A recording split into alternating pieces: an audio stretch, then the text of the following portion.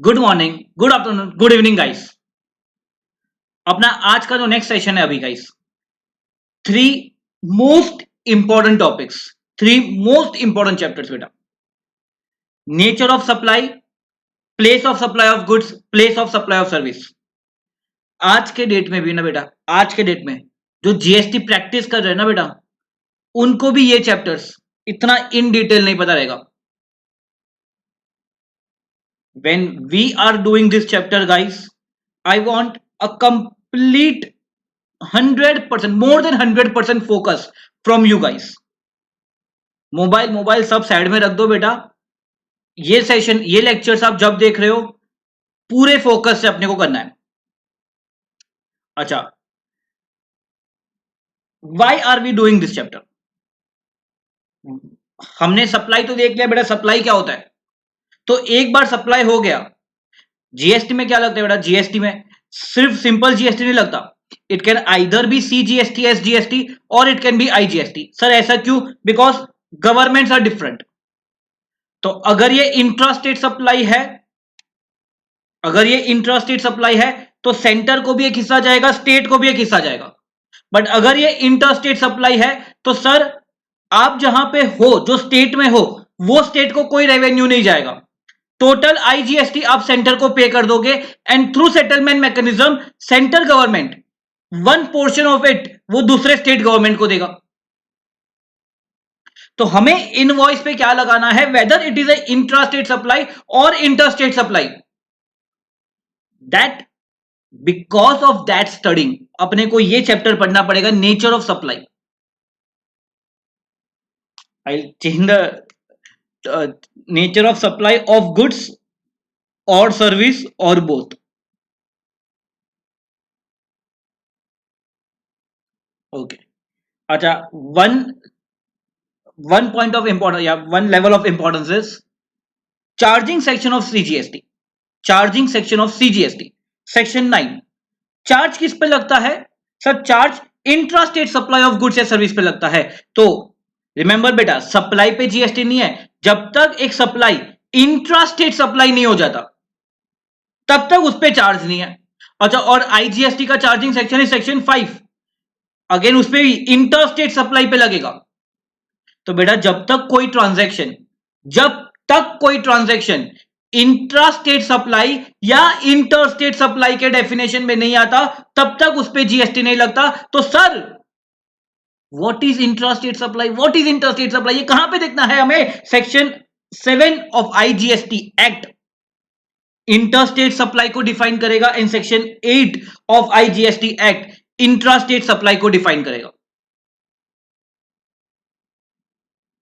आई repeat बेटा, I repeat, एक transaction it has to be either under section 7 और under section 8, तभी ही GST लगेगा। अगर कोई ट्रांजैक्शन ना ही इंटर स्टेट सप्लाई है ना ही इंट्रा स्टेट सप्लाई है तो फिर जीएसटी की बात नहीं आएगी। Note down a point, note down a point. If a transaction does not qualify as interstate supply or does not qualify as intrastate supply, then there is no charge of GST. Okay. अब आज rather in these 3 lectures, like nature of supply, place of supply goods, place of supply service, हम जो act को refer करेंगे guys, by default हम IGST act को define करेंगे। ठीक है, we will refer to IGST act. Section 9 क्या है बेटा? अगर टेरिटोरियल वाटर्स ऑफ इंडिया में सप्लाई है तो आपको पता है बेटा वो territorial waters of India it belongs to that state, तो उसे वो स्टेट में रजिस्टर करना पड़ेगा। ये कहां से फ्लो होता है? तो one of the section is section 9। अच्छा, अब ये इंट्रा स्टेट सप्लाई होगा या इंटर स्टेट सप्लाई होगा, ये हमें प्लेस ऑफ सप्लाई देखने के बाद पता चलेगा। तो प्लेस ऑफ सप्लाई के लिए अपने पास 4 सेक्शन है बेटा। गुड्स के लिए we have section 10 and 11। Section 10 को कब रिफर करना है? Place of supply of goods other than supply of goods imported into और एक्सपोर्ट फ्रॉम इंडिया। मतलब अगर सर इंपोर्ट या एक्सपोर्ट के ट्रांजैक्शन नहीं है, इंपोर्ट या एक्सपोर्ट के ट्रांजैक्शन नहीं है, तो फिर हमें सेक्शन 10 को देखना है। और सर अगर ये इंपोर्ट या एक्सपोर्ट की बात होगी तो उसके लिए प्लेस ऑफ सप्लाई सेक्शन 11 में देखना पड़ेगा। अब इसमें चार बात है, अब इसमें और दो बात आएगी बेटा कि what is the definition of import of goods, what is the definition of export of goods, कहां पे मेंशन्ड है?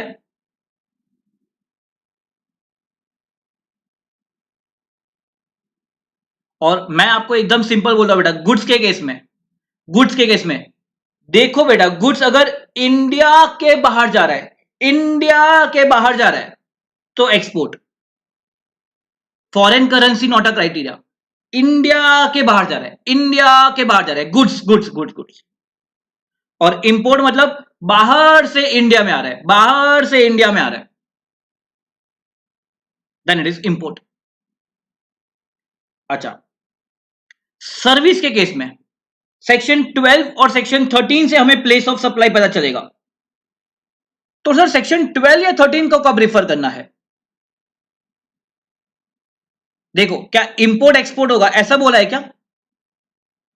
देखो ना बेटा, देखो ना, सेक्शन 12 13 में क्या इंपोर्ट एक्सपोर्ट की बात बोली है? नहीं, वो लोग ने क्या बोला है, अगर अगर लोकेशन ऑफ सप्लायर, जो सर्विस देने वाला है ना सप्लायर, लोकेशन ऑफ सप्लायर या लोकेशन ऑफ रेसिपिएंट, इसमें से कोई भी एक बाहर है, बाहर है, इंडिया के बाहर है, सेक्शन 13 यूज करेंगे। सप्लायर और रेसिपिएंट दोनों इंडिया में है, दोनों इंडिया में है, तो सेक्शन 12 यूज करेंगे। बेटा very clear, be very clear, we are not using the word import export. Import export हम सेक्शन 11 के लिए यूज करेंगे गुड्स में, और अगर इंपोर्ट एक्सपोर्ट नहीं है तो सेक्शन 10। बट सर्विसेज के लिए बहुत डिफरेंट है, सर्विसेज के लिए बोलते हैं अगर सप्लायर और रेसिपिएंट दोनों इंडिया में है तो सेक्शन 12 यूज करो, और दोनों में से एक भी बाहर है या दोनों बाहर है तो सेक्शन 13 यूज कर लो।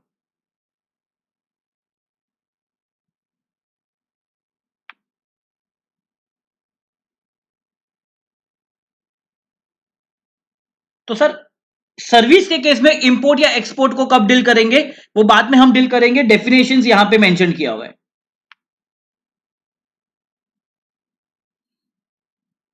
ओके, नेक्स्ट, ये तीन डेफिनेशन गाइस हमने अपने फर्स्ट लेक्चर में भी किया था कि इंडिया का क्या मीनिंग है, स्टेट का क्या मीनिंग है, यूटी का क्या मीनिंग है। और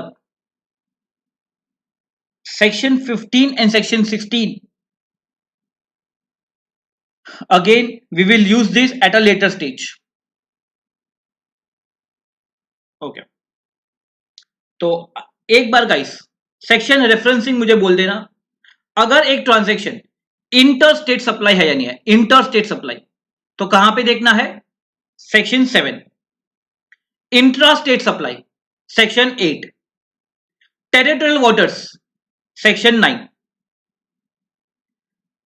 प्लेस ऑफ सप्लाई के लिए चार सेक्शन है, गुड्स के लिए 10 11, सर्विस के लिए 12 13। सर अगर इंपोर्ट एक्सपोर्ट ऑफ गुड्स है तो सेक्शन 11 देखो, और सर अगर इंपोर्ट एक्सपोर्ट नहीं है तो सेक्शन 10 से प्लेस ऑफ सप्लाई निकालो। सर्विस के लिए अगर सप्लायर और रेसिपिएंट दोनों इंडिया में है, दोनों इंडिया में है, सेक्शन 12 से निकालो। दोनों में से एक भी बाहर है या दोनों बाहर है, सेक्शन 13 से प्लेस ऑफ सप्लाई निकालो। Okay, having said this guys, let's understand. अच्छा, मैंने इसको इंपॉर्टेंस भी दिया है कि इसका क्या इंपॉर्टेंस है प्लेस ऑफ सप्लाई का। लेटर ऑन स्टेज पे जब हम डील करेंगे तो ये सब सब कुछ आपको स्ट्राइक होगा guys. Let us start with section 7 guys. Point number 1, subject to provision of section 10। Section 10 बोलो बेटा, जल्दी बोलो यार। Section 10 import export of goods नहीं है, प्लेस ऑफ सप्लाई आप कहां से निकालोगे, सेक्शन 10 से निकालोगे।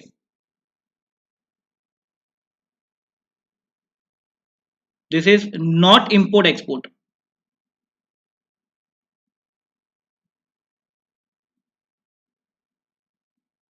तो सर मैंने सेक्शन 10 से प्लेस ऑफ सप्लाई निकाला. Supply of goods where the location of supplier and the place of supply are in two different state, two different UT, one state, one UT shall be treated as supply of goods in the course of interstate trade or commerce. अगर supplier Maharashtra में है, place of supply Gujarat निकला, interstate supply. अगर supplier Delhi में है, place of supply Andaman Nicobar islands, interstate supply. अगर supplier Maharashtra में, place of supply Andaman Nicobar islands, interstate supply. Place of supply कौन से सेक्शन से निकालना है? सेक्शन 10 से. अच्छा, next, supply of goods imported into the territory of India. Import visualise करो, जल्दी विजुअलाइज करो बेटा. इंपोर्ट मतलब सर यूएस से गुड्स निकल के इंडिया में आ रहा है. Okay, supply of goods imported into the territory of India till they cross the custom frontier of India shall be treated to be supply of goods in the course of interstate trade or commerce. Goods के case में बेटा, goods के case में अपने पास दो provision है for the time being, 7.1 and 7.2. 7.2 import के case में यूज होगा, एक्सपोर्ट नहीं है बेटा, एक्सपोर्ट नहीं है, इंपोर्ट की बात कर रहे हैं बेटा. तो जब भी गुड्स इंपोर्ट होगा, वो लोग बोल रहे हैं इसे इंटरस्टेट सप्लाई माना जाएगा. अच्छा मुझे बताओ ना, ये और इसमें क्या डिफरेंस है? क्या डिफरेंस है? कैन आई से import into India, import of goods into India, it is deemed interstate supply? Yes. But अगर इंपोर्ट नहीं है तो फिर आपको सप्लायर का लोकेशन और प्लेस ऑफ सप्लाई देखना पड़ेगा. और अगर वो दो डिफरेंट स्टेट में है, या एक स्टेट एक यूटी में है, या दो डिफरेंट यूटी में है, तो वो इंटरस्टेट सप्लाई होगा. Guys, are we very clear with this? Rush नहीं करना है बेटा अपने को.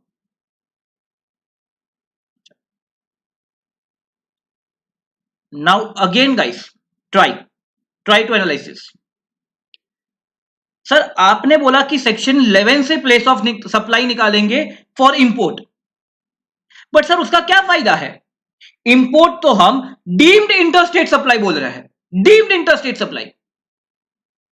तो सर प्लेस ऑफ सप्लाई निकालने का क्या फायदा? क्या फायदा?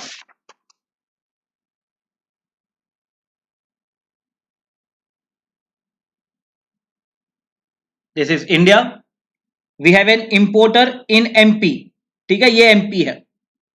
अच्छा, एमपी में तो गुड्स डायरेक्टली नहीं आएंगे ना इंपोर्ट होके, ये वेसल से जब आएंगे तो it has to land at a port.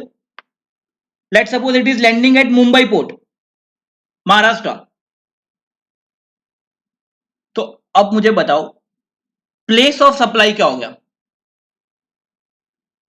Goods आए मुंबई में, इसने इंपोर्ट ड्यूटी, कस्टम ड्यूटी पे किया, यहां पे गुड्स लेके गया. What is a place of supply? अच्छा पहले तो ये बोल दो कि जब कस्टम ड्यूटी पे करने को आएगा तो जीएसटी भी आएगा. यस, तो जीएसटी कौन सा आएगा? Always IGST, always IGST.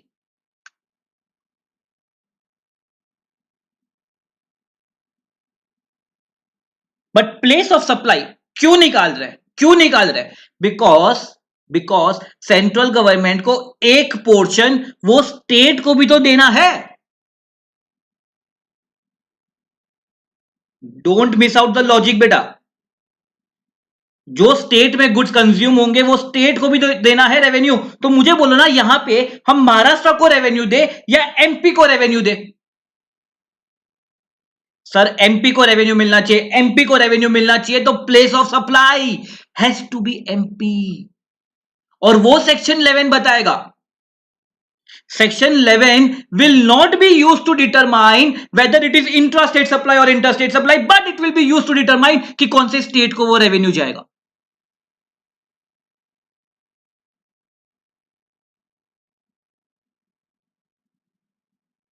ओ बेटा गुगली, कम ऑन यार, समझ में आ रहा है ना बेटा? तो सेक्शन 11 यहां पे लिख लो बेटा, सेक्शन 11। सेक्शन 11 का क्या यूज होगा? It will be use to determine कि कौन से स्टेट को वो रेवेन्यू जाएगा। But sir section 10 it will use to determine whether it is interstate supply और नॉट। कभी सर इतना इन डेप्थ हमने देखा ही नहीं था, इसको समझे ही नहीं था सर हमने। तो 7.1 7.2 ये अपने को इंटरस्टेट सप्लाई बोलेगा। Next 7.5 7.5 is supply of goods or service or both. 7.3 and 7.4 is for services. तो फॉर द टाइमिंग मैं सर्विस को, अब फॉर द टाइमिंग मैं उसको छोड़ रहा हूं, पहले हम पूरे गुड सेक्टर के लिए समझ लेते हैं सर। तो 7.5 सप्लाई ऑफ गुड्स और service where the supplier is located in India and the place of supply is located outside India.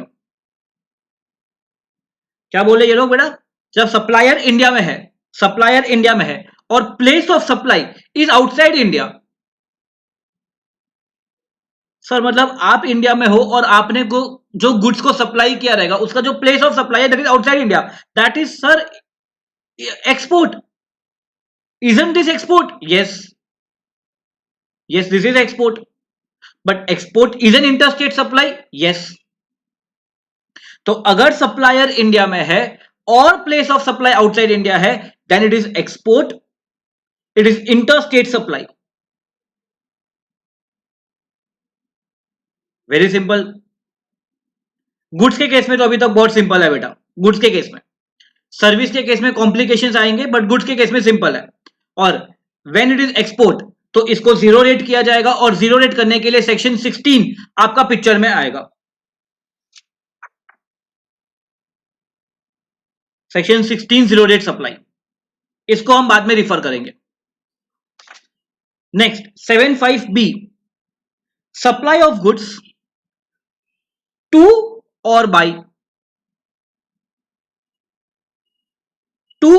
SEZ developer और एसईजेड यूनिट। गाइस ये हमने किया था बेटा, एसईजेड डेवलपर को वो लोग डीम्ड एक्सपोर्ट बोलते हैं। तो अगर आप एक एसईजेड सप्लायर या सॉरी एसईजेड डेवलपर या एसईजेड यूनिट को सप्लाई करते हो, अगर आप उसे सप्लाई कर रहे हो तो भी इंटरस्टेट सप्लाई, और अगर एसईजेड आपको सप्लाई कर रहा है तो भी interstate supply, even though you and SEZ belong to the same state. और इसका लिंकिंग आपको रजिस्ट्रेशन के साथ भी होगा कि अगर वो आपका ही यूनिट है बट वो एसईजेड यूनिट में है, एसईजेड में है, इन दैट केस उसका सेपरेट रजिस्ट्रेशन करवाना ही पड़ेगा, mandatory. Next supply in the taxable territory in India, मतलब place of supply is in India which is not an intrastate supply and not covered elsewhere in this section. कैसे बेटा? ये जो बोला गया है ये line, not an intrastate supply and not covered elsewhere in this section, मतलब वो लोग रेसिडुअल एक प्रोविजन क्रिएट कर रहे हैं कि कभी ऐसा हो गया कि place of supply is in India और ये ना इंट्रास्टेट सप्लाई निकला और ना इंटरस्टेट सप्लाई निकला, इन दैट केस 7.5c पिक्चर में आ जाएगा और बोलेगा it shall be treated as supply of goods in the course of interstate trade और कॉमर्स। तो बेटा गुड्स के लिए, गुड्स सेक्शन के लिए अपने पास 5 सेक्शन निकलेंगे जहां से हम इंटरस्टेट सप्लाई बोलेंगे। 7.1 7.2 7.5a 7.5b 7.5c। we have to refer these 5 provisions and determine कि whether ये interstate supply है या नहीं है। चलो guys let's move on services के लिए। तो सर्विसेज के लिए अपने पास क्या है, एक बार गुड्स आपको क्लियर हो गया तो सर्विस के लिए थोड़ा सिंपल हो जाएगा। सर्विस के लिए we have 7.3 and 7.4 subject to provision of section 12। Section 12 क्या था? सेक्शन 12 बोलो बेटा। सेक्शन 12 प्लेस ऑफ सप्लाई, और place of supply when supplier, location of supplier and location of recipient both are in India. LOS plus LOR both are in India. तो तब यहां से जब प्लेस ऑफ सप्लाई निकालेंगे ना, where the location of supplier and the place of supply are in two different state, two different UT, one state, one UT, it shall be treated as supply of service in the course of interstate trade or commerce. और आपको पता लगेगा बेटा interstate trade और commerce के लिए article 269, article 269A वो बोलता था कि IGST लगेगा, constitution. Next, supply of service imported into the territory of India, imported into the territory of India shall be treated to be supply of service in the course of interstate trade or commerce. कि sir कभी ये import of service हो गया तो import of service में ये मत पूछना कि CGST SGST आएगा या नहीं आएगा. import of service में always IGST आएगा. पॉइंट ये है कि what is import of service. Goods के केस में गुड्स का देखना था, सर्विस के केस में ऐसा नहीं होगा. सर्विस के केस में we have to satisfy three condition, we have to satisfy three condition to be import of service. हम डेफिनेशन नहीं देखा है बेटा, बट यहां पे आप मेंशन कर लो कि कौन सी तीन कंडीशन है. One, location of supplier outside India. Second, location of recipient is in India.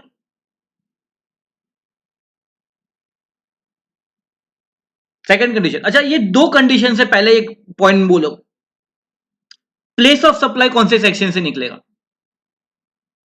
बोलो, सेक्शन 12 या सेक्शन 13? सेक्शन 13 ना बेटा. हाँ, तो place of supply is in India, और ये प्लेस ऑफ सप्लाई हम सेक्शन 13 के देख के आए हुए. If this three conditions are satisfied, in that case it is import of service, and if it is import of service it is interstate supply. Clear यहां तक भी? Next, supply of service when the supplier is in India and the place of supply is outside India. When the supplier is in India and place of supply is outside India, तो क्या ये sir export होगा? Supplier India में है, place of supply is outside India, तो क्या ये export हुआ? Not every time, not every time. Export of service के लिए बेटा अपने पास 5 कंडीशन है, 5 कंडीशंस. कौन कौन सी 5 कंडीशन है? कहां पे मेंशन करूं मैं? यहां पे मेंशन कर लेता हूं, ठीक है.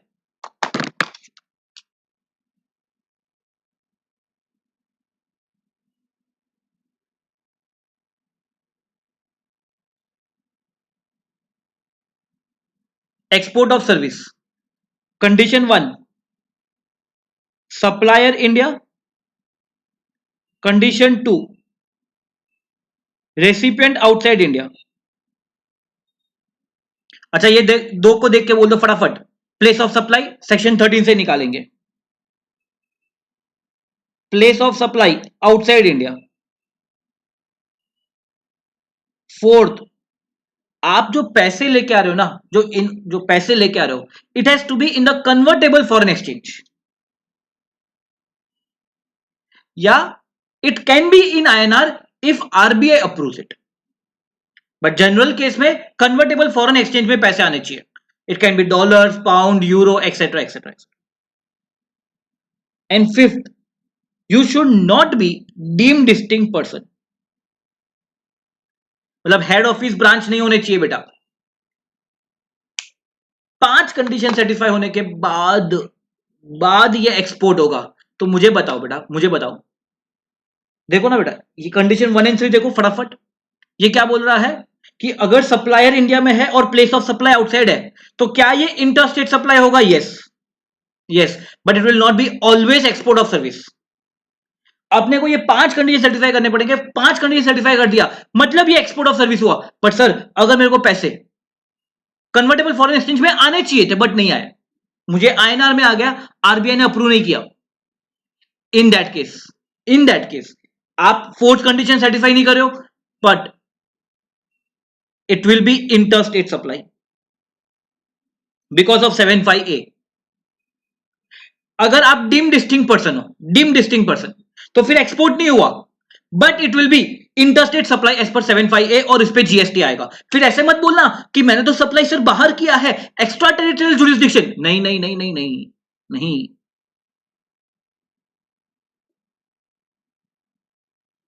It will be interstate supply. तो यहां पे बेटा, यहां पे फॉर सर्विसेज थोड़ा सा दिमाग लगाना, फॉर सर्विसेज अगर एक्सपोर्ट के 5 कंडीशन सेटिस्फाई हुए तो ये एक्सपोर्ट हो गया, it is an interstate supply but an export of service. But ये 5 कंडीशन अगर फुलफिल नहीं हुआ then it is an interstate supply and not an export of service, and because it is not export of service तो zero rate supply नहीं होगा, और zero rate नहीं होगा इसका मतलब आईजीएसटी आएगा। Are we clear with this? Next simple है, supply of service to SEZ और बाय एसईजेड, डन। नेक्स्ट, अगर कभी सप्लाई ऑफ सर्विस, अगर place of supply in India हो गया which is not intrastate supply, not covered elsewhere in this section, in that case it is deemed to be interstate supply। तो यही अगर मैं services के लिए लिखूं बेटा, तो सर्विस के लिए अपने पास क्या क्या रहेगा, 73, 74, 75A B C।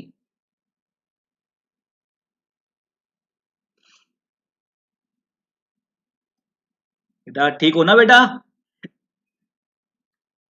एक ही सेक्शन किया है बेटा, सेक्शन 7, खो तो नहीं गए बेटा, आ जाओ आ जाओ वापिस आ जाओ आ जाओ आ जाओ।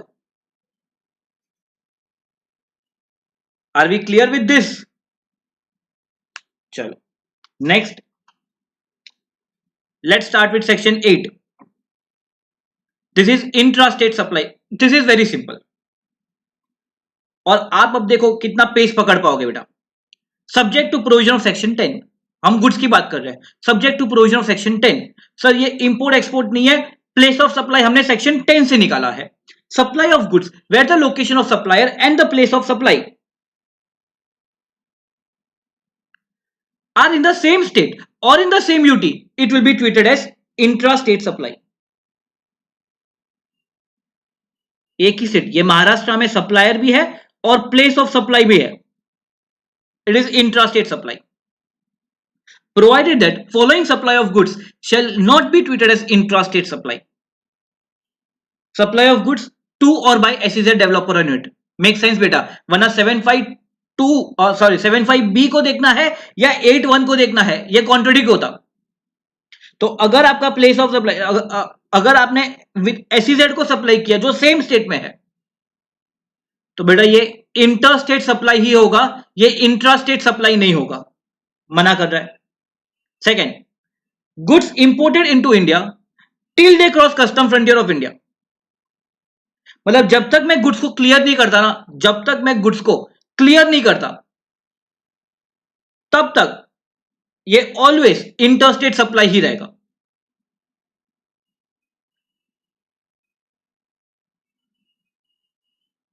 आज के डेट में बेटा ये शेड्यूल 3 में आ चुका है, इतना रेलेवेंस नहीं है, so I am not putting I am not discussing for this point. Next, supply made to a tourist referred to in section 15। now what is supply made to tourist in section 15? this is called as international tourist। अब ये क्या है, ये concept थोड़ा सा क्या है, it is only a concept, only theoretical part, 5 minutes rather उससे भी कम लगेंगे, एक बार समझ लेते बेटा। क्या होता है, this is X, he is coming to India, ठीक है, वो महाराष्ट्र घूमने आया बेटा। अब वो महाराष्ट्र से एक शॉप में गया, वो शॉप में उसने देखा कि यहाँ पे टीवी है, फ्रिज है, वॉशिंग मशीन है, बहुत सस्ते प्राइस में मिल रहा है। वो बोला है कि हाँ ये जो है ना मैं यूएस लेके जाऊंगा। तो उसने यहाँ पे एक शॉप में गया और वो शॉप में बोल दिया कि ये सारा प्रोडक्ट पैक कर दो, मैं इसको यूएस लेके जाऊंगा। ये पर्सन क्या हो गया? International tourist. अब जब ये गुड्स डायरेक्ट एक्सपोर्ट नहीं कर रहा है, वो जो शॉप वाला है वो डायरेक्ट एक्सपोर्ट नहीं कर रहा है, बट ये पर्सन के थ्रू एक्सपोर्ट हो रहा है, यस। तो टेक्निकली ये पर्सन जब एयरपोर्ट में जाएगा ना और ये सारा सामान लेके जाएगा पैटी पैक कंडीशन में, बोलेगा मैंने ये सब इंडिया में खरीदा है, मुझे इसके रिफंड दे दो, और गवर्नमेंट एयरपोर्ट पे रिफंड देगा। प्रैक्टिकली ये नहीं होता है, ठीक है, it is not being made effective. But मुझे बोलो, अगर एयरपोर्ट पे इसे रिफंड देना है और अगर ये इंट्रा स्टेट सप्लाई होता तो ये सप्लायर क्या उसको सीजीएसटी और एसजीएसटी दोनों लगाता? यस। और एयरपोर्ट पे अगर उसको रिफंड मिलना है तो एक ही गवर्नमेंट से मिल जाना चाहिए, यस। तो टेक्निकली सेंट्रल गवर्नमेंट वो इसको ऐसा बोलना चाहिए कि मैं आपको पूरा रिफंड दे दूंगा। तो टेक्निकली ये सप्लायर को बोलना चाहिए कि you do not levy CGST SGST, you levy IGST, because अगर आप आईजीएसटी लगाओगे तो आप पूरा आईजीएसटी हमें दे दोगे और हम उसको रिफंड दे देंगे। This is international tourist. इसका जो स्कीम है उसको इफेक्टिव नहीं रखा गया है, देयरफॉर इतना इन डेप्थ में जाने की जरूरत नहीं है। डन। नेक्स्ट बोलो बेटा, इंट्रास्टेट सप्लाई और क्या होगा? Subject to provision of section 12। Section 12 मतलब सर्विस के लिए, सर्विस के लिए जब सप्लायर और रेसिपिएंट दोनों इंडिया में है। In a case where supplier और recipient both are in India, इससे आपने प्लेस ऑफ सप्लाई जब निकाला रहेगा, and where the location of supplier and the place of supply are in the same state, in the same UT, in that case it will be intra-state supply। बेटा समझना, अगर supplier एक UT में है, let suppose that UT is Chandigarh और place of supply Delhi में है, तो बेटा ये दो डिफरेंट यूटी है, this is not same UT, तो वो इंटर स्टेट सप्लाई होगा। सेम यूटी मतलब सप्लायर भी वही यूटी में, प्लेस ऑफ सप्लाई भी वही सेम यूटी में। Okay. Provided that intrastate supply of service shall not include supply of service to or by SEZ developer or SEZ unit. Did not be explained. We have two sections for intrastate supply, 8.1 and 8.2. अच्छा,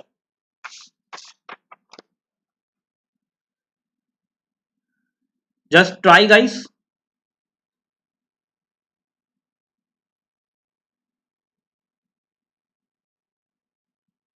let suppose हम service के लिए deal कर रहे हैं, ठीक है।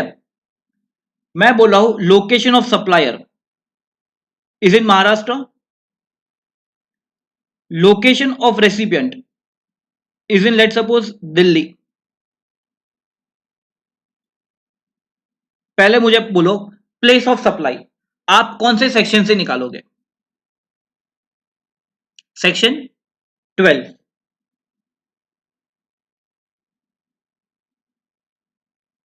अब प्लेस ऑफ सप्लाई वो तो हम बाद में डील करेंगे बेटा, बट सेक्शन 12 से पढ़ने के बाद आइदर प्लेस ऑफ सप्लाई, क्या ऐसा हो सकता है कि प्लेस ऑफ सप्लाई भी महाराष्ट्र हो जाए?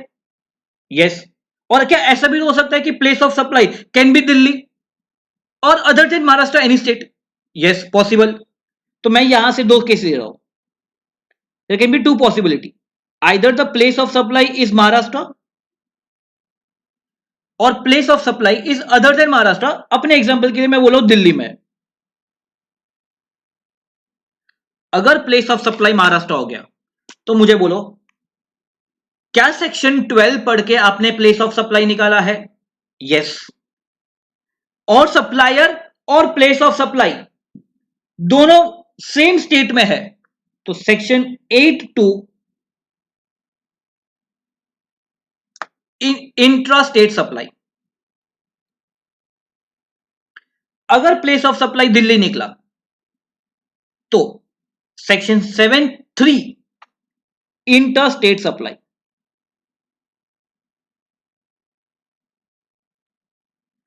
क्लियर है ना बेटा यहां तक?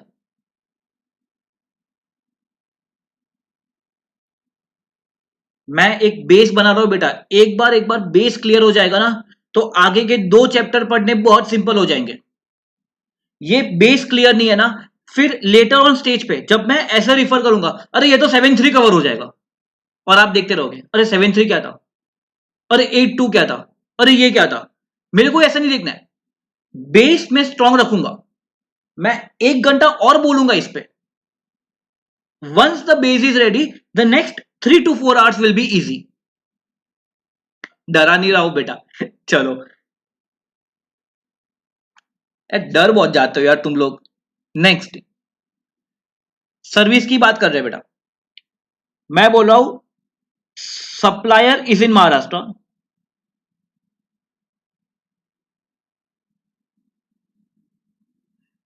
Recipient is in let suppose USA, बाहर का बंदा, foreigner foreigner foreigner. Place of supply कौन से सेक्शन से निकालेंगे, बोलना बेटा, प्लेस ऑफ सप्लाई कौन से सेक्शन से, सर सेक्शन 13, सेक्शन 13 हम यूज करेंगे सर। परफेक्ट। अच्छा, अब इसमें 2 बात हो सकती है, एक बात ऐसे हो सकती है बेटा कि place of supply can either be Maharashtra या फिर place of supply can be USA, दोनों बात हो सकती है। ये तो सेक्शन 13 पढ़ के पता चलेगा। तो मैं बोल रहा हूं 2 केस हो सकते हैं, either the place of supply is Maharashtra और place of supply is USA. अब सोचो आप, supplier Maharashtra, place of supply Maharashtra, बोलो, supplier is in Maharashtra, place of supply is in Maharashtra. आप सेक्शन 13 से निकाल के प्लेस ऑफ सप्लाई लेके आए हो यार। आप बोलो intra state supply, is it intra state supply, मार खाओगे बेटा। Is it intra state supply, section 13 पढ़ के आप प्लेस ऑफ सप्लाई निकाले हो, section 13। Is it intra state supply, again मैं आपसे पूछ रहा हूं बेटा, रिफर करो सेक्शन 8 को, क्या वो इंट्रा स्टेट सप्लाई हो सकता है? No, no, not possible, it is not intra state supply. तो मैं यहां से 8-2 इसको कट कर रहा हूं बेटा। अब क्या ये इंटर स्टेट सप्लाई हो सकता है? सर इंटर स्टेट सप्लाई के लिए मेरे को 7-3 देखना है, 7-3, 7-3, ये 2 डिफरेंट स्टेट या डिफरेंट यूटी ऐसा नहीं है, तो 7-3 नहीं आएगा। 7-4, तो 7-4 तो इंपोर्ट ऑफ सर्विस है, इंपोर्ट ऑफ सर्विस के लिए तो सप्लायर बाहर है और प्लेस ऑफ सप्लाई इंडिया में, रेसिपिएंट इंडिया में है, ये ऐसा केस नहीं है, तो 7-4 नहीं आएगा। Sir 7-5 A interstate supply, sir 7-5 A interstate supply, yes. 7-5 A cover करेगा? नहीं ना यार, 7-5 ए कैसे कवर करेगा? 7-5 ए के लिए supplier here, place of supply outside India, क्या वो केस है? नहीं। 7-5 बी एसईजेड, नहीं। 7-5 C, 7-5 C, one of the most neglected provision, 7-5 C. सोचो, क्या प्लेस ऑफ सप्लाई इंडिया में है? यस। एंड क्या इंट्रास्टेट सप्लाई या इंटरस्टेट सप्लाई के अदर प्रोविजंस कवर कर रहे हैं? No. 7-5 C, interstate supply.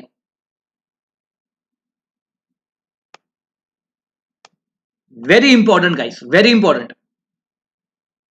Next, अगर प्लेस ऑफ सप्लाई यूएस में निकला, सप्लायर यहां पे, रेसिपिएंट बाहर, प्लेस ऑफ सप्लाई बाहर, सर मेरे को और 2 कंडीशन चेक करने पड़ेंगे, बस और 2 कंडीशन। कौन से 2 कंडीशन? क्या, अच्छा मेरे को तो ऐसे ही सेक्शन सप्लायर और place of supply, supplier is in India, place of supply बाहर, तो क्या 7-5 ए इंटरस्टेट सप्लाई है? Yes, it is 7-5 A interstate supply. अब इसमें मुझे एक्सपोर्ट है या नहीं है, इसके लिए और 2 कंडीशन देखने पड़ेंगे। क्या ये पैसे कन्वर्टेबल फॉरेन एक्सचेंज में आ रहे हैं, हेड ऑफिस ब्रांच नहीं है? If that 2 conditions are being satisfied, then it is export, else it is not export. तो मैं बोला हूं +2 कंडीशन सेटिस्फाइड।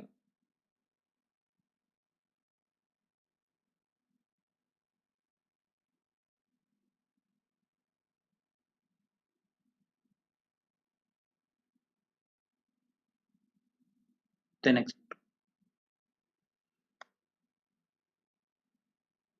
बेटा, यहां तक क्लियर है ना? चलो और दो केसेस में हम डील करेंगे।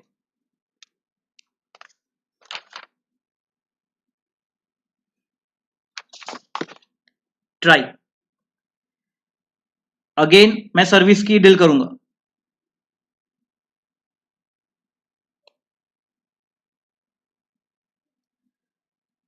Supplier is outside India, USA.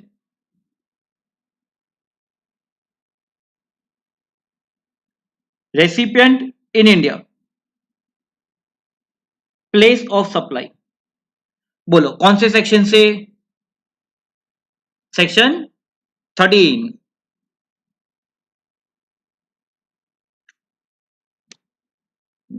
बेटा आपको ना ये 3 लेक्चर के बाद कोई आपको आधी रात को नींद से उठा के भी पूछेगा ना बेटा, you will answer correctly. 3 lecture आप साथ दे दो यार मेरा, 3 लेक्चर, इतना तो कर सकते हो ना यार। अच्छा, सेक्शन 13 से दो बात हो सकती है।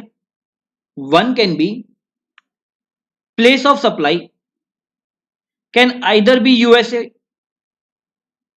जहां पे सप्लायर है वहां पे, या place of supply can be in India.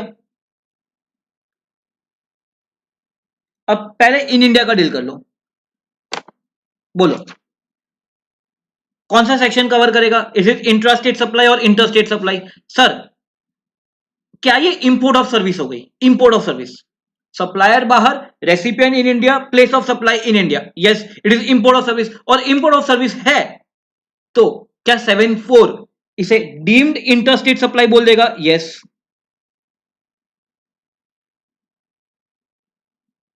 Reverse charge में टैक्स भी आ सकता है, यस। अच्छा नेक्स्ट, अगर प्लेस ऑफ सप्लाई बाहर निकला यूएस में, तो बोलो is it intra state supply? Sir possible ही नहीं है, सेक्शन 12 आपने देखा ही नहीं है, तो इंट्रा स्टेट सप्लाई नहीं है। इंटर स्टेट सप्लाई के लिए हमें पहले देखना है 7(3). 7(3) कवर नहीं करेगा। 7(4) तो इंपोर्ट ऑफ सर्विस को कवर कर रहा है, this is not import of service because the place of supply is outside India, तो 7(4) कवर नहीं करेगा। 7(5) सर, 7(5). 7(5) नहीं सर, 7(5) भी नहीं हो सकता। 7(5) के लिए सप्लायर यहां पे होना चाहिए, प्लेस ऑफ सप्लाई बाहर होना चाहिए। 7(5) ए, 7(5) बी एसईजेड है, छोड़ो सर। 7(5) सी कवर कर देगा सर, 7(5) सी इंटरस्टेट सप्लाई, 7(5) सी सर। अरे यार, उसके लिए क्या प्लेस ऑफ सप्लाई इंडिया में होना चाहिए? Yes, yes. तो सर ये ट्रांजैक्शन में कैसे, कौन सा टैक्स लगाएंगे? ये तो सर ना ही इंट्रा स्टेट सप्लाई है ना ही इंटर स्टेट सप्लाई है, कौन सा टैक्स लगेगा? कोई भी टैक्स नहीं लगेगा, कोई भी टैक्स नहीं लगेगा। It is neither intra state supply nor inter state supply. तो सिंपल एक थंब रूल याद रख लेना बेटा, जब भी सप्लायर आउटसाइड इंडिया है, सप्लायर आउटसाइड इंडिया है और place of supply outside India निकला, तो इंडिया में जीएसटी की बात मत करो।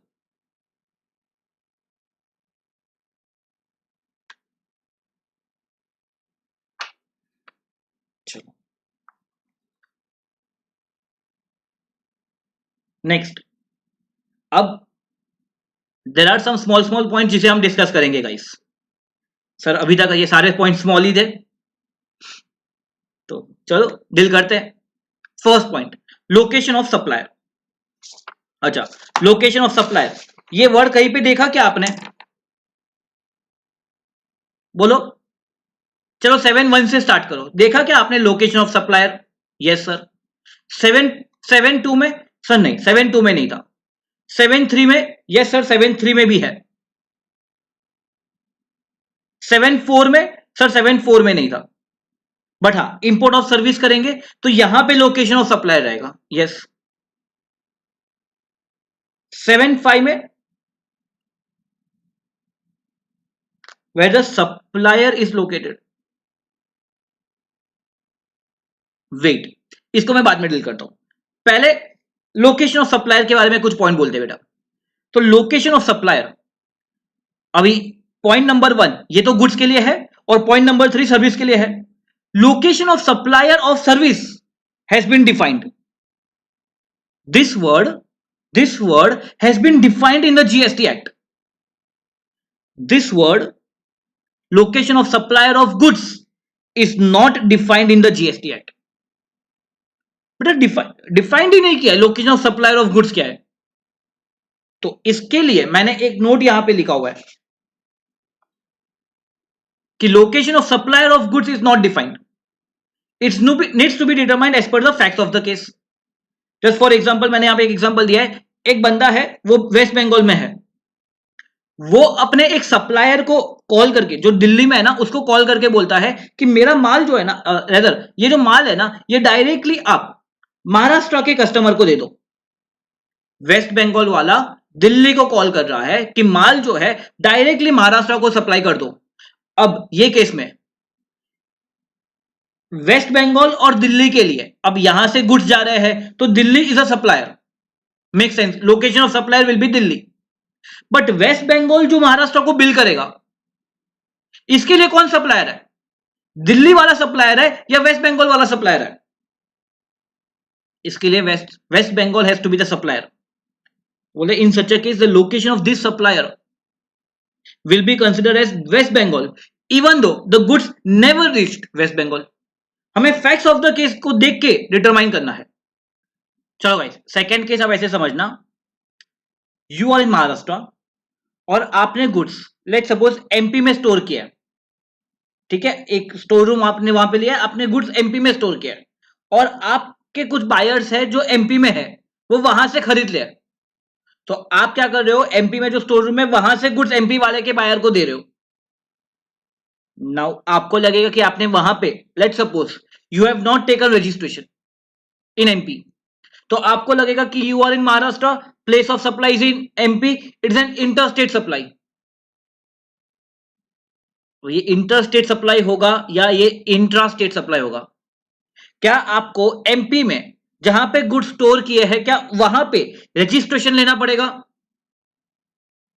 Technically yes, because that will be consider as your place of business. Place of business में जहां पे गुड्स स्टोर किए जाते हैं वो भी आपका प्लेस ऑफ बिजनेस माना जाएगा guys.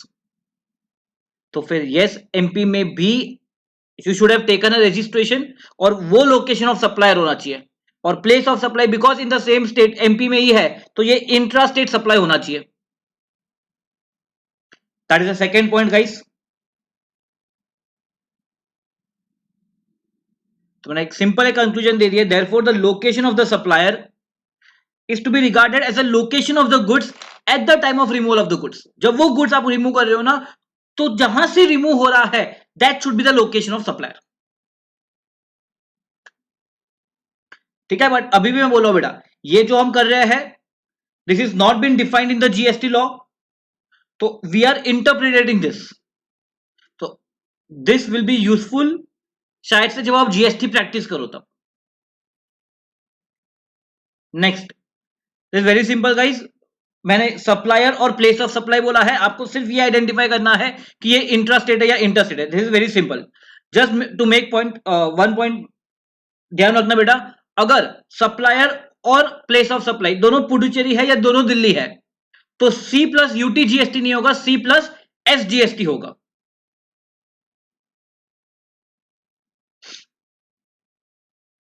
Even Jammu and Kashmir for that aspect.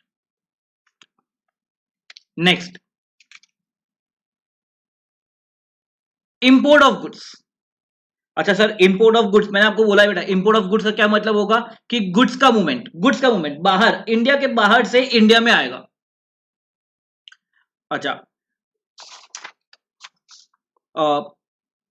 Try this guys, try this example.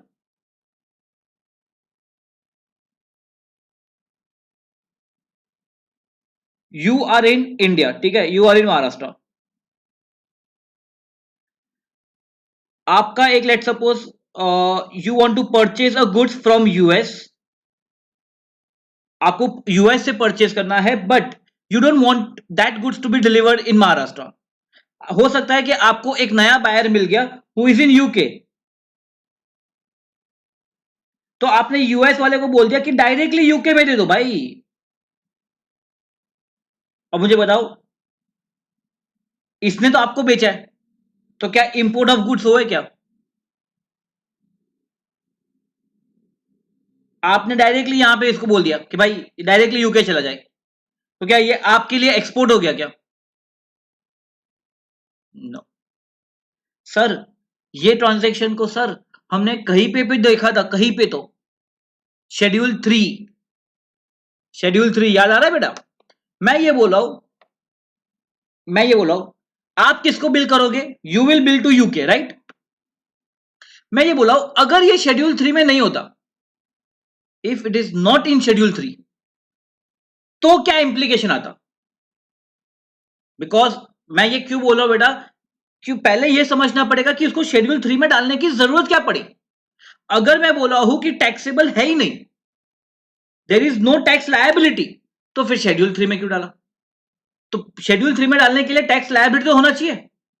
क्या टैक्स लायबिलिटी है? मैं आपसे ये क्वेश्चन पूछ रहा हूं। अब सिर्फ आप जो बिल रेज करो ना यूके के लिए, तो उसके लिए मुझे बताना बेटा लोकेशन ऑफ सप्लायर क्या है?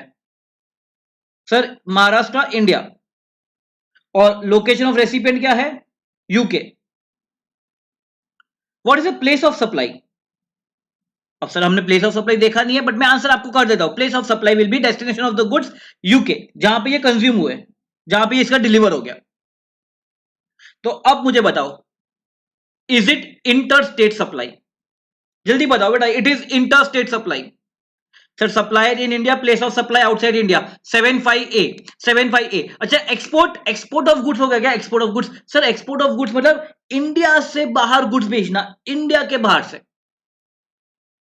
सर इंडिया से बाहर तो गुड्स गए नहीं, मतलब टेक्निकली ये एक्सपोर्ट ऑफ गुड्स नहीं है, और एक्सपोर्ट ऑफ गुड्स नहीं है मतलब 75A कहने से आईजीएसटी का लायबिलिटी बन जाएगा। यस, और ये जीएसटी लायबिलिटी ना बने इसके लिए शेड्यूल 3 में डाला गया। बोलो बेटा, रट्टा मारना इजी है, बाहर से बाहर गुड्स बेच दिया, बस शेड्यूल 3, बात खत्म। बट ये समझो कि शेड्यूल 3 में क्यों डाला गया।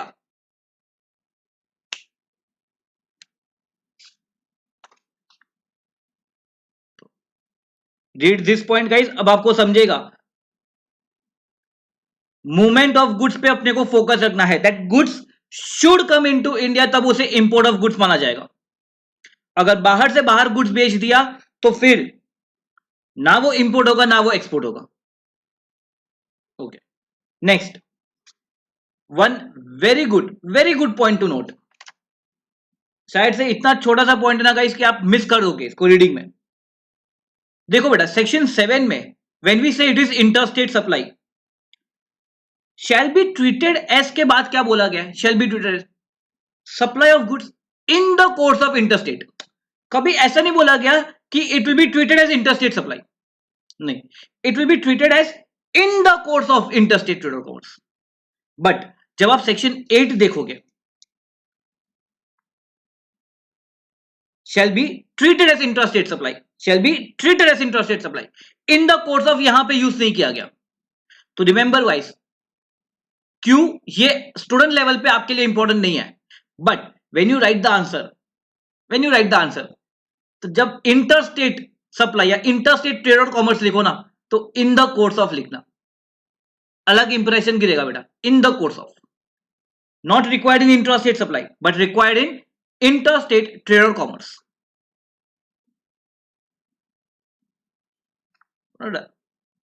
चलो next, special category of interstate supply, ये 7.5 के ट्रांजैक्शंस है। When the supplier is in India in place of supplier outside India, here it is extremely important to note that usage of the supplier is located is not to be equated with location of supplier. Sub bouncer, sir bouncer, मैं क्या बोला हूं, अगर आप 7.5A देखोगे तो 7.5A में वो लोग ने ऐसा नहीं बोला है where the location of supplier is in India and place of supplies outside India, गलत वर्डिंग्स हो गए। कितना माइन्यूट है, कितना माइन्यूट है। वो लोग ने क्या बोला है 75A में, where the supplier is located, not location of supplier, where the supplier is located in India. मतलब हमें टेक्निकलिटी पे नहीं जाना, हमें देखना है कि सप्लायर कहां पे है, वो हमें देखना है। बी वेरी क्लियर बेटा, जब 771 यूज किया था तो वो लोग ने लोकेशन ऑफ सप्लायर बोला था।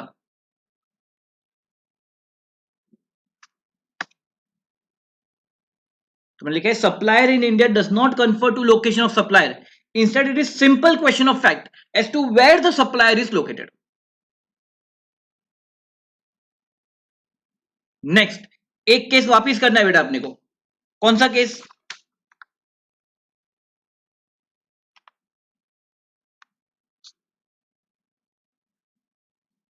वेट,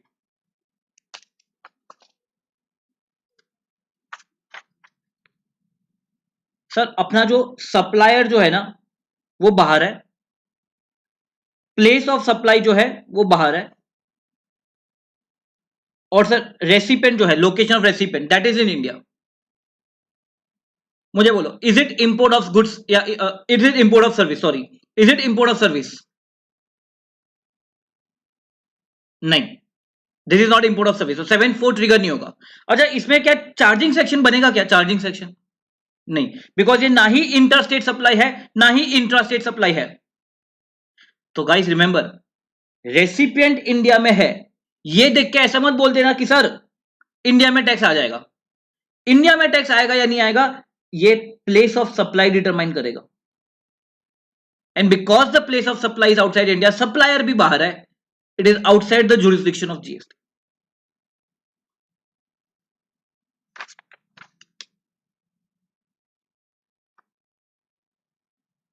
याद है ना अपना thumb rule? Okay, next, where the supply is to और by SEZ, this is very simple guys, ये पढ़ लो आप। And third, residual, here it is to be considered any supply which falls outside the scope of intrastate supply or interstate supply will not escape GST, but it will be interstate supply because of this provision.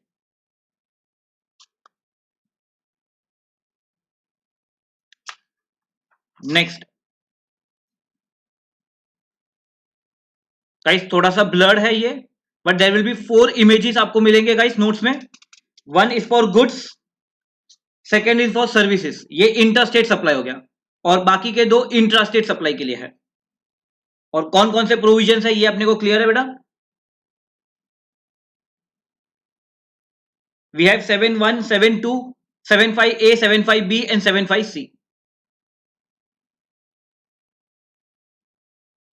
Just remember this is by section 10, यहां से place of supply निकला है।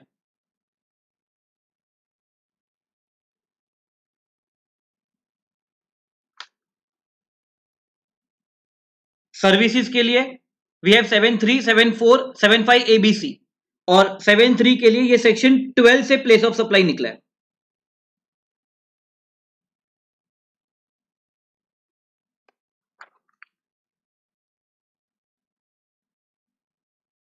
Next we have intrastate supply for goods, again ये section 10 से निकला हुआ है बेटा।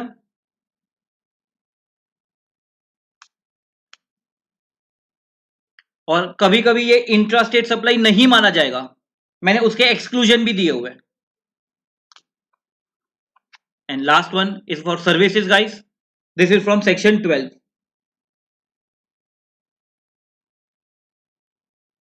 और कब वो नहीं माना जाएगा?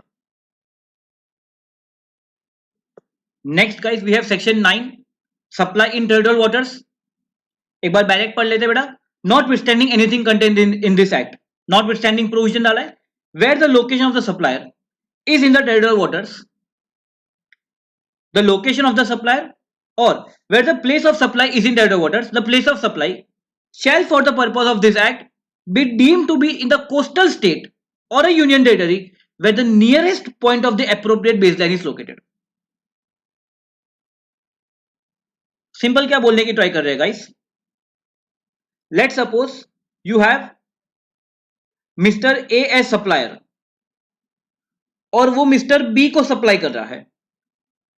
अब मिस्टर बी को सप्लाई कर रहा है, वो टेरिटोरियल वाटर्स में है, तो उसका लोकेशन क्या माना जाएगा? What is the location of recipient which is to be consider?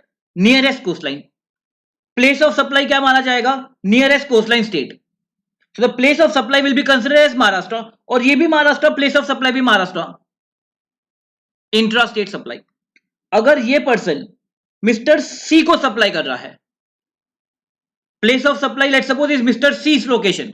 अब मिस्टर सी तो TWI में है, which is nearest baseline is Gujarat, therefore place of supply will be Gujarat, और ये इंटर स्टेट सप्लाई होगा।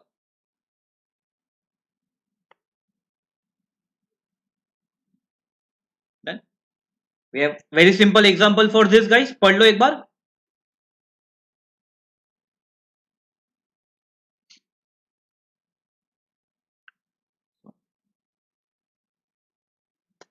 एंड नेक्स्ट मैंने सिर्फ एक आपको समरी बोला है, ऐसे भी अपने को क्लियर ही है गाइस, सो इसको रिफर करने की ऐसा जरूरी नहीं है। चलो, सो बाय दिस गाइस अपना नेचर ऑफ सप्लाई के 3 सेक्शन हो गए, सेक्शन 7, 8 एंड 9। नेक्स्ट जो हम करेंगे गाइस वो सेक्शन 10 और 11 करेंगे, which is place of supply of goods. चलो, थैंक यू गाइस।